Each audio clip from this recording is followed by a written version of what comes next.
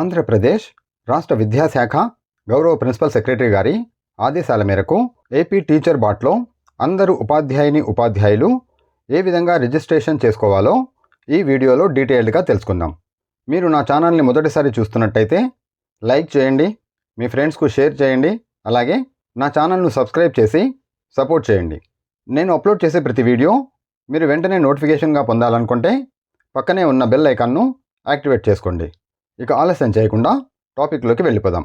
ఆంధ్రప్రదేశ్ రాష్ట్ర విద్యాశాఖ గౌరవ ప్రిన్సిపల్ సెక్రటరీ గారి ఆదేశాల మేరకు ప్రతి ఉపాధ్యాయులు వారు పనిచేసే పాఠశాల యూడైస్ కోడ్ మరియు సిఎఫ్ఎంఎస్ ఐడితో ఏపీ టీచర్ బాట్లో ఖచ్చితంగా రిజిస్టర్ చేసుకోవాలి.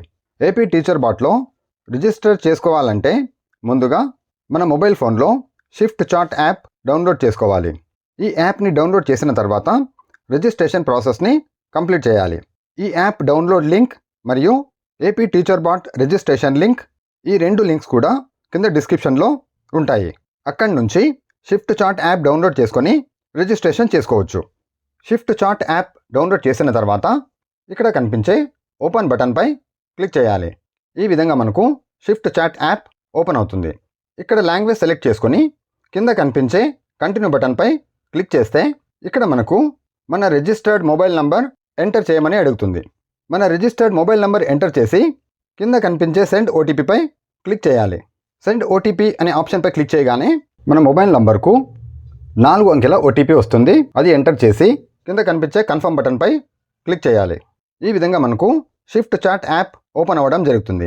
ఇక్కడ మనం గమనించినట్టయితే ఈ షిఫ్ట్ చాట్ యాప్లో గతంలో మనం టీచర్ సర్వే కూడా చేసి ఉన్నాం. అది ఇక్కడ మనకు డిస్ప్లే కావడం జరుగుతుంది.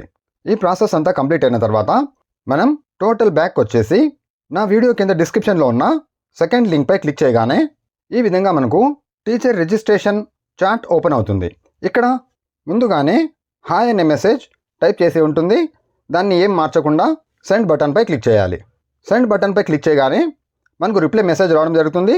ఇక్కడ కూడా మనం లాంగ్వేజ్ని సెలెక్ట్ చేసుకోవాల్సి ఉంటుంది. ఇక్కడ కనిపించే ఇంగ్లీష్ అనే ఆప్షన్పై క్లిక్ చేయాలి. క్లిక్ చేయగానే మనకు ఇంకొక రిప్లై మెసేజ్ రావడం జరుగుతుంది. ఇక్కడ మనం నెక్స్ట్ బటన్పై క్లిక్ చేయాలి. నెక్స్ట్ బటన్పై క్లిక్ చేయగానే మన పాఠశాల యూడైస్ కోడ్ ఎంటర్ చేయమని అడుగుతుంది. కింద కనిపించే మెసేజ్ బాక్స్లో మన పాఠశాల యొక్క యూడైస్ కోడ్ ఎంటర్ చేసి సెండ్ చేయాలి. మన పాఠశాల యూడైస్ కోడ్ ఎంటర్ చేసిన తర్వాత ఆ పాఠశాల యొక్క వివరాలు ఇక్కడ కనిపించడం జరుగుతుంది. ఈ వివరాలన్నీ కరెక్ట్గా ఉన్నాయి అనిపిస్తే కింద ఎస్ అనే బటన్పై క్లిక్ చేయాలి.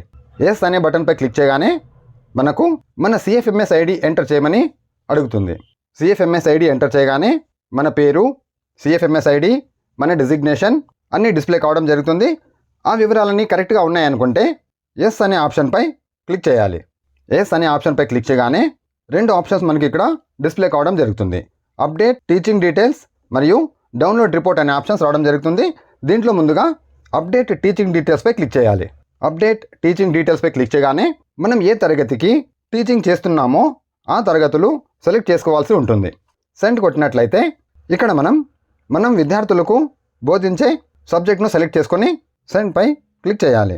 ఈ విధంగా మనం ప్రతి తరగతికి ఏ సబ్జెక్ట్ అయితే బోధిస్తున్నామో ఆ సబ్జెక్ట్ని తరగతి వారీగా సెలెక్ట్ చేసుకొని సబ్మిట్ చేయాలి. చివరిగా కింద కనిపించే డౌన్లోడ్ రిపోర్ట్పై క్లిక్ చేస్తే మన రిజిస్ట్రేషన్ ప్రాసెస్ పూర్తయినట్టే. ఈ విధంగా అందరూ ఉపాధ్యాయులు ఏపీ టీచర్ బాట్లో రిజిస్ట్రేషన్ ప్రాసెస్ అంతా చాట్ ద్వారా మాత్రమే చేసుకోవాలి. తర్వాత మనం బ్యాక్ వెళ్ళినట్టయితే ఇక్కడ మనకు ఆంధ్రప్రదేశ్ టీచర్ బాట్ రావడం జరుగుతుంది. Thank you.